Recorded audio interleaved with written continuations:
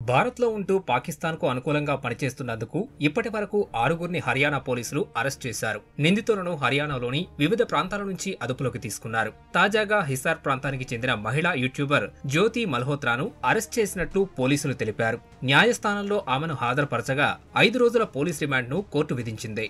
జ్యోతి మల్హోత్రా ఒక travel blogger, YouTuber. యూట్యూబ్లో 3.7 లక్షలకు పైగా సబ్స్క్రైబర్లు ఉన్నారు. పాక్ అధికారుల సాయంతో పలుమార్లు దాయాది దేశంలో ఆమె పర్యటించారు. వాట్సాప్, టెలిగ్రామ్, స్నాప్చాట్ వంటి మెసేజింగ్ ప్లాట్ఫామ్స్ లో పాక్ వ్యక్తులతో దేశ భద్రతకు ముప్పు తెచ్చే సమాచారాన్ని ఆమె చేరవేసిందని అధికారులు పేర్కొన్నారు. 2023లో పాక్కు వెళ్లిన బృందంలో తనను కూడా ఎంపిక చేశారని, అప్పుడు అహ్సాన్ ఉర్ రహీం అలియాస్ డానిష్ ను కలిశారని విచారణలో ఆమె అంగీకరించినట్లు చెప్పారు. పాకిస్తాన్ నిఘా సంస్థకు చెందిన ఓ అధికారితో ఆమె సన్నిహిత సంబంధం కొనసాగించిందని, ఇండోనేషియా కూడా వెళ్లొచ్చిందని పోలీసులు తెలిపారు. భారత్కు వచ్చిన తర్వాత డానిష్తో జ్యోతి మల్హోత్రా సంప్రదింపులు కొనసాగించినట్లు పోలీసులు తెలిపారు. అతడి సూచన మేరకు అహ్వాన్ అనే వ్యక్తిని ఆమె కలుసుకుందని చెప్పారు. పాక్ నిఘా రక్షణ విభాగాలకు చెందిన వ్యక్తులను ఆమెకు పరిచయం చేశాడని సమాచారం.